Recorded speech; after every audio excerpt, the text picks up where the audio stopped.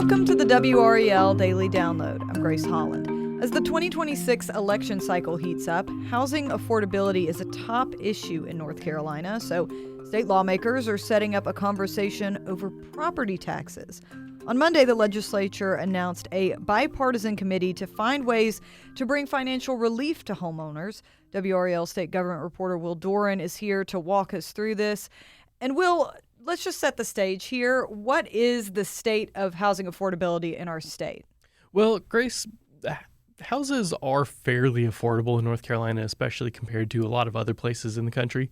But one of the problems is we are one of the fastest growing states anywhere, and a lot of the new transplants to North Carolina are coming from places like California and New York, where houses are way more expensive. So what you're seeing is, especially in places like the Triangle, where most of this growth is happening and where a lot of people are moving for those tech jobs from those other states, they have a ton of money to spend on a house. You know, if you sell your house in California for a couple $1,000,000, you know, and then you can buy a comparable house in North Carolina for $500,000 or $600,000, you know, you're going to be incentivized to, you know, to maybe bid $100,000 or so over the asking price to ensure that you get the house that you want. And that just has happened over and over and over again. And that has had the effect of making housing prices kind of creep up. And, you know, obviously there's been all sorts of conversations about gentrification as well. But it's not just, you know, longtime residents who are being affected by this. It's, you know, new home buyers as well. You know, people who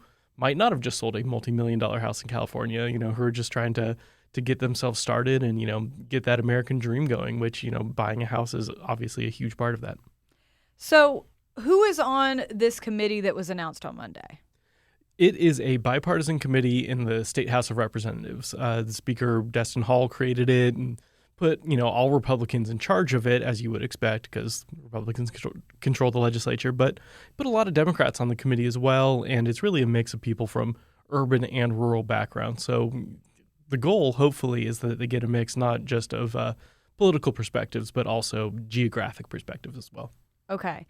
And is there anything the state can directly do about property taxes? Because I thought that was more of a local level thing. Exactly. And that's the big question. And that's kind of why they're starting this committee, is because, you know, it's no surprise to anyone who's been paying attention to North Carolina politics. You know, Republicans took control of the legislature in 2011, and ever since then they have vastly revamped our tax code.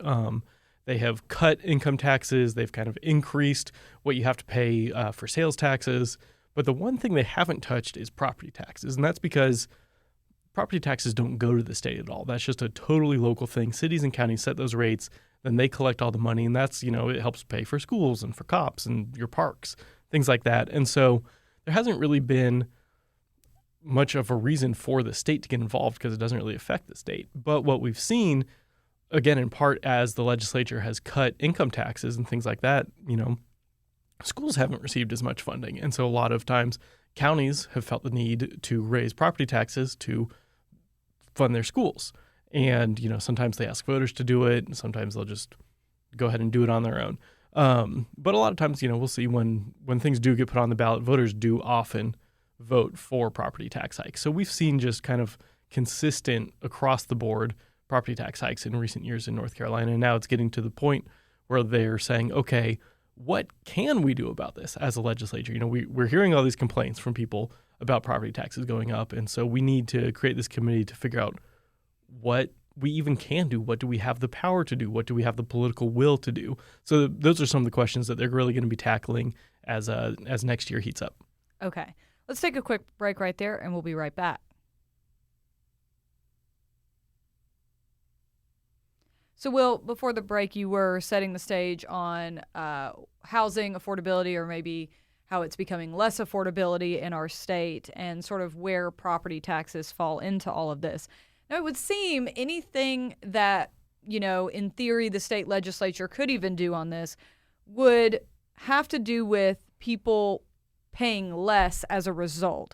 But how could you even do that? Because as you said, that money is so important for so many services in cities and counties. Exactly. And that's going to be the real point of skepticism that I think a lot of people bring to this, is they're saying, okay, wait, you know, if I'm a mayor of, you know, somewhere in North Carolina, or a county manager or somebody like that, I'm saying, wait a second, y'all are going to cut my property taxes, my revenues that are paying for our cops and our schools. And, I didn't ask you to do that, Mm-hmm. and I'm going to be the one, bearing the brunt of that from, my citizens mad at me.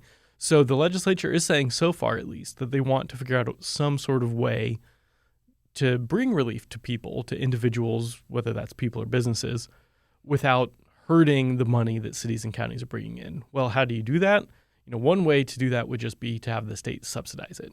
Say, okay, every, county, pick who you want to give tax breaks to, and, it can be, up to however many dollars, and we'll just, have the state government pick up the tab, essentially. That could be one way to do it. There could be more creative ways of getting around some of these problems.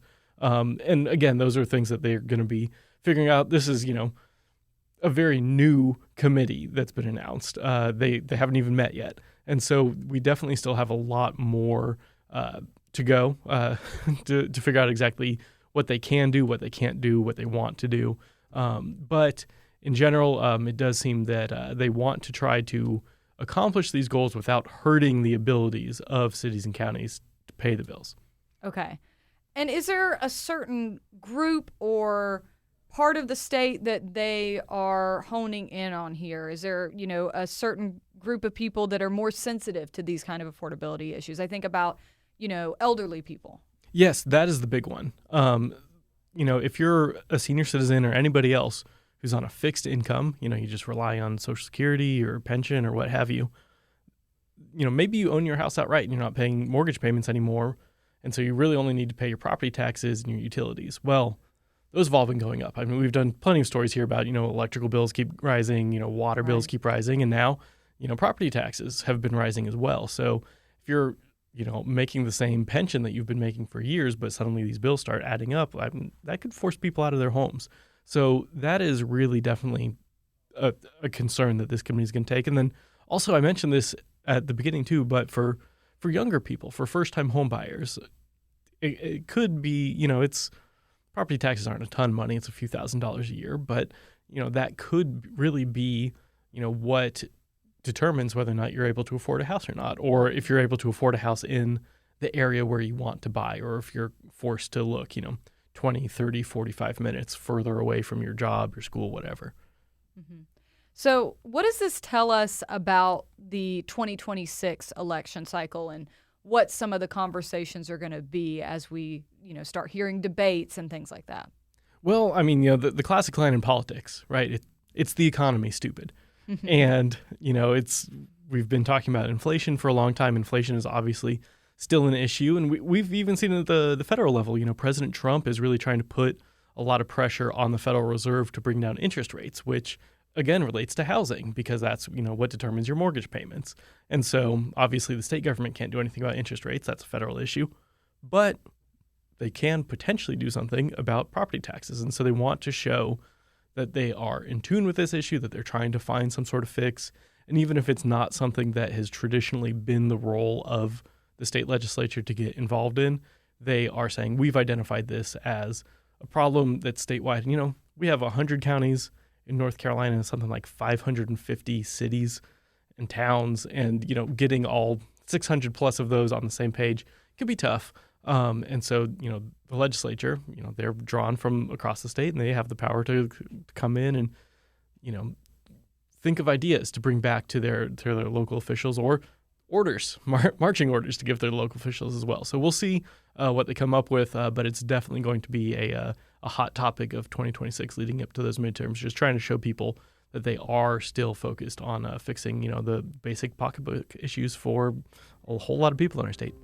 All right. Thank you so much, Will. Thank you for listening to the WRAL Daily Download and for making us part of your morning routine.